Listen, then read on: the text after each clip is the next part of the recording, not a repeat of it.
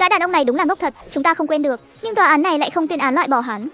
Chỉ vì đây là trò chơi ẩn của đấng sáng tạo. Ở đây không có án kết thúc mạng sống, mà tôi muốn vượt qua trò chơi ẩn này thì bắt buộc phải đảo ngược thiết lập của trò chơi, phải phán cho tên sát nhân này án loại bỏ mới được. Tôi không thể sửa chương trình của trò chơi, vậy thì gậy ông đập lưng ông thôi. Lúc này trong tòa án, người qua đường anh và Bi lại gặp nhau. Anh đi kiểm tra camera có tìm thấy gì không? Không, tên đó đã mua chuộc bảo vệ rồi. Hắn bảo vệ bắt bất cứ ai muốn xem trộm video giám sát. Tôi trong lúc hoàn toàn không có phòng bị, đã bị tay bảo vệ đó bắt quả tang. Cuối cùng phải tốn một khoản tiền mới thoát thân được. Hắn rõ ràng là không muốn chúng ta biết. Rốt cuộc hắn đã đi làm gì? Nói cách khác là việc hắn làm có tính thời điểm rất cao. Sắp mở phiên tòa rồi, ban bồi thẩm. Hắn định ra tay với ban bồi thẩm rồi. Tôi vừa mới đến phòng nghỉ của ban bồi thẩm. Ở đó không có một bóng người nào cả. Trật tự của tòa án cũng không có gì thay đổi. Nói cách khác là Tô Bạch Diệp đã thực hiện một cách thần không biết quỷ không hay, khiến ban bồi thẩm bị loại bỏ hoàn toàn, còn phá hủy cả logic cốt lõi của trò chơi. Trong cái trò chơi ẩn này, ban bồi thẩm chính là sự tồn tại mấu chốt nhất. Tôi từng thấy những người mạnh nhất, Đăng Tiêu cũng phải dùng đủ mọi thủ đoạn mới chọn cách tạo ra hỗn loạn để ra tay xử lý. Sự quan sát nhạy bén cùng khả năng thực thi đáng sợ này.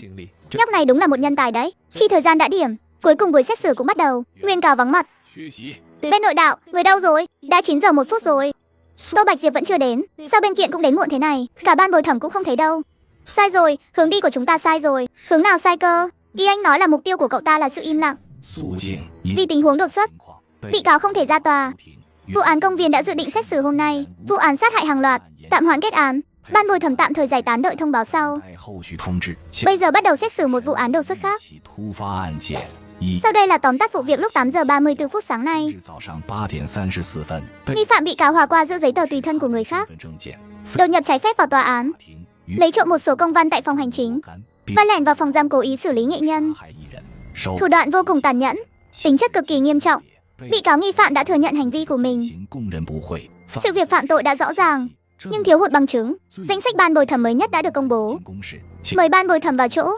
Bị cáo nghi phạm hình sự hòa qua, người bào chữa cho bị cáo. Luật sư Hòa Quang nghe lời thẩm phán nói. Người qua đường anh khóe miệng giật giật.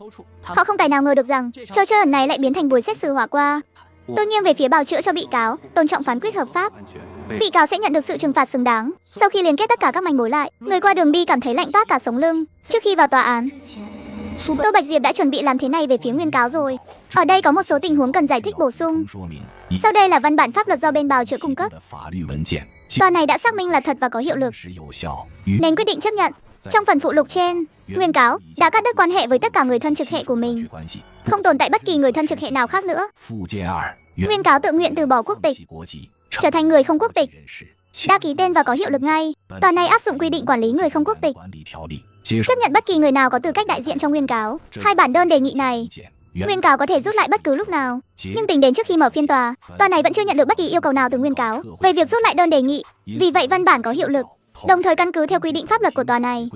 Vì Bất Lương thuộc diện không quốc tịch, không có quan hệ xã hội, không có người thừa kế, thuộc diện người ba không. Để tôn trọng ý nguyện cá nhân, thể hiện sự tôn trọng nhân quyền, công tố viên địa phương sẽ khởi tố vụ án này, nhưng không đảm nhận vai trò đại diện nguyên cáo. Bất kỳ ai cũng có thể thay mặt bên bị hại đại diện tham gia phiên tòa này. Tính đến thời điểm mở phiên tòa lần này, tòa này chưa nhận được bất kỳ đơn xin làm người đại diện nào cho bên phía bị hại. Tổng kết lại, tôi tuyên bố nguyên cáo vắng mặt.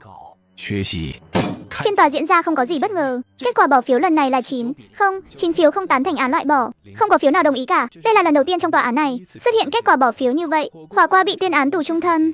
Dựa theo kinh nghiệm trước đây, tầm 10 năm là có thể ra tù rồi. Vẫn là phó hội trưởng có mắt nhìn người, nhân tài như vậy nên thu nạp vào công hội tinh hòa mới phải. Cái gì mà Đăng Tiêu thứ hai chứ? Đăng Tiêu có bản lĩnh đạt được tỷ số 9 Tô Bạch Diệp mới thật sự là mỏ vàng mỏ bạc. Có cậu ta thì tương lai công hội tinh hòa sẽ vô cùng sáng lạn. Trước đây đã có ai làm vậy chưa? Có rồi. Cũng có khá nhiều người thử làm vậy, nhưng lực chiến của Vi Bất Lương thực tế chính là đỉnh cao lực chiến trong trò chơi này, mà trò chơi ẩn lại hạn chế lực chiến của người chơi. Trong trường hợp không có NPC giúp đỡ, muốn xử lý hắn là việc vô cùng khó khăn. Trước đây, không ít người chơi tìm cớ tiếp cận Vi Bất Lương để đột nhiên ra tay xử lý, kết quả là bị hắn xử lý ngược lại, thậm chí còn chưa đi đến được bước bỏ phiếu, chẳng thu hoạch được gì cả, bị văng khỏi trò chơi, cuối cùng lại trở thành trò cười cho thiên hạ. Một số rất ít người xử lý thành công Vi Bất Lương, sau khi thành công đều sẽ chọn trốn khỏi trò chơi sao? Việc gì phải vì xử lý một NPC mà phải ngồi tù chứ? Ngược lại kiểu người như Tô Bạch Diệp vẫn ở lại tòa án, chờ đợi phán xét, mới đúng là kẻ kỳ quặc hiếm có trên đời. Đã có ai từng mở khóa được kết cục tương tự chưa? Có, và chỉ có duy nhất phó hội trưởng cũng từng làm việc tương tự. Sau khi xử lý Vi Bất Lương xong, đã chủ động ra đầu thú. Ông ấy chọn cách tự bào chữa cho chính mình. Ở trên tòa đã nói những lời vô cùng hùng hồn, chỉ trích sự mất nhân tính của Vi Bất Lương. Cáo buộc chế độ này là không hợp lý, tranh luận vô cùng gay gắt. Kết quả bỏ phiếu lần đó là 8 phiếu từ chối án loại bỏ. Phó hội trưởng đã nhận được phần thưởng bậc 2. Phần thưởng bậc 1 của trò chơi ẩn này chỉ có thể mở khóa khi đạt được tỷ số 9, không mà thôi. Nhưng tỷ số 9, không này chia làm 2 trường hợp. Kết cục này, chỉ có hội trưởng và Đằng Tiêu là 2 người từng đạt được. Khi phó hội trưởng xem lại thì phát hiện ra, chỉ cần có bất kỳ ai đại diện cho Vi Bất Lương, với tư cách là người đại diện nguyên cáo ra tòa, thì đều không có cách nào có được tỷ số 9, không cả. Nói cách khác là, Tô Bạch Diệp đã cắt đứt mọi quan hệ xã hội của Vi Bất Lương. Đó mới là mấu chốt cuối cùng để có tỷ số 9, không? Còn phải có sự ủng hộ của dư luận trên 90% nữa. Ngay cả phó hội trưởng còn không biết điều này. Sao Tô Bạch Diệp lại biết được chứ? Chẳng lẽ tên này là đại lão ẩn danh nào sao? Đại lão luyện lại từ đầu, giả vờ làm tân thủ để bắt nạt người khác ư? Không thể nào, trò chơi ẩn sẽ kiểm tra danh tính người chơi. Tô Bạch Diệp là lần đầu tiên chơi trò chơi ẩn này. Cậu ta đến đoàn tàu lạc lối còn chưa đầy 3 ngày. Là lính mới của lính mới đấy. 3 ngày, thật sự chỉ có 3 ngày thôi sao? Trong 3 ngày này, Tô Bạch Diệp đã làm cho Phương lão bản phải đăng xuất, gây ra một lệnh truy nã đặc biệt. Còn tiện tay đạt được phần thưởng cao nhất 9, không. Trong trò chơi ẩn này, kết cục thì chỉ có một khả năng thôi. Tô Bạch Diệp căn cứ vào việc cậu ta không hề quan tâm đến kết quả. Cậu ta làm những việc này không hề có tâm lý vụ lợi. Cậu ta chỉ là nghĩ gì thì làm nấy mà thôi. Tỷ số 9 không chỉ là một sự ngoài ý muốn, chứ không phải kết quả mà cậu ta theo đuổi. Nói cách khác là, Tô Bạch Diệp không phải đang phá đảo trò chơi ẩn này. Tên điên này đang tận hưởng trò chơi ẩn thì đúng hơn.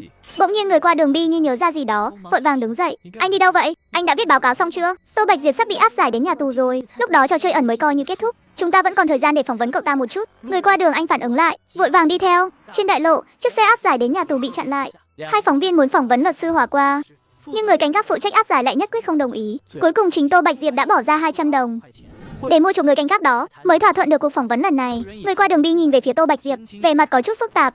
Cả người, nếu có thể, tôi hy vọng có thể gặp lại cậu trong công hội.